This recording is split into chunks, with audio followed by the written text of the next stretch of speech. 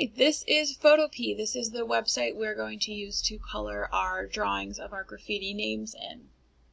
Now, you will need to take a picture of your drawing with your Chromebook or your phone, even if you would like to, and you have access to that. Either one can work. When you take the picture, you want to try to make it so there's not a lot of excess stuff around it. You want to try to make sure that the lighting is nice and even, shining on your drawing, so that you can get the best picture. When you're ready to open it, you're going to click File and Open. And I think I'm in the wrong spot. Where do I go? This is my grade 7.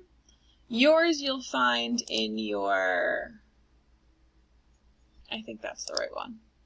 It is. Look at that. Yours is going to be found in your downloads because you guys are working on a Chromebook. I'm working on my computer, so I don't have that quite as easy.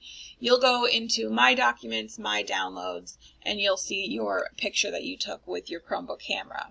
Otherwise, you'll have to look for, go into your Google Drive if you've uploaded it from your phone to your Google Drive.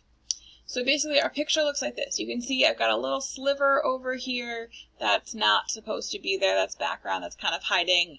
I've tried to cut away. I've pre-cropped this down. By cropping, I mean that I went to this rectangular tool over here, and I just selected the part of the drawing that I want. Oh, can you hear my cat? And then I go to Image and I press the crop button. That was kind of fast. Image and then crop button. Okay, we have a lovely picture. It's almost ready to start working with. Before we do anything else, we need to go to Image, Adjustments, and play with the brightness and contrast. Because if you had any weird issues with your photo lens, or the lighting wasn't super great, you're going to need to fix that before we start painting, because otherwise it's going to be a problem. Like, mine's pretty even, but if there's any shadow that's cast on things, it's going to be a problem. Yes, we all hear you, Sabrina.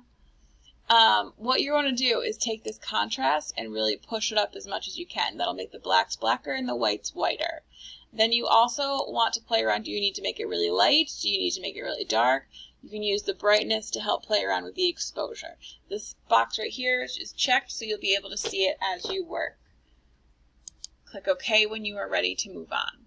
Then what you want to do is come over here to this little zoom tool. And it does exactly what it sounds like. Did you just hear that? She just made a big jump. Anyways, it zooms in just like you would think it would. You want to look through and make sure that all of your Sharpie lines are perfectly connected and there's no spaces. Because if there's a space, like right here, the color will try to fill everything. So I'm just going to go to my brush tool right over here. I want to change this so that it's black on the top because I want it to fill in with black. And I want kind of a small little brush, maybe even smaller than what I have. There's a drop down button right up here, maybe not that small. Sure, let's try 11. It depends on what your drawing is and how zoomed in you are. So I'm just going to add a teeny little bit right there to help fill that in. And then I can take, if I go to Window and Navigator, it'll open this, and then this gives me a thing that I can actually move around. So as I move across, I filled in the one on the O, but I have another one right here with this K. I think the rest of this, oh, I got another one right here with the B, and probably another one right there. Going into the R, maybe I'll thicken that up a little bit. Click and drag this over. And I think, oh, a little bit of the E right there. I think the rest of it's good, maybe a little bit right there. The more you do this ahead of time, the easier it'll be to do the painting part later.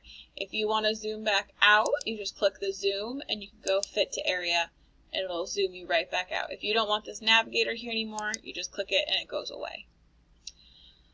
Alright, and then at this point you are ready to start coloring in your project.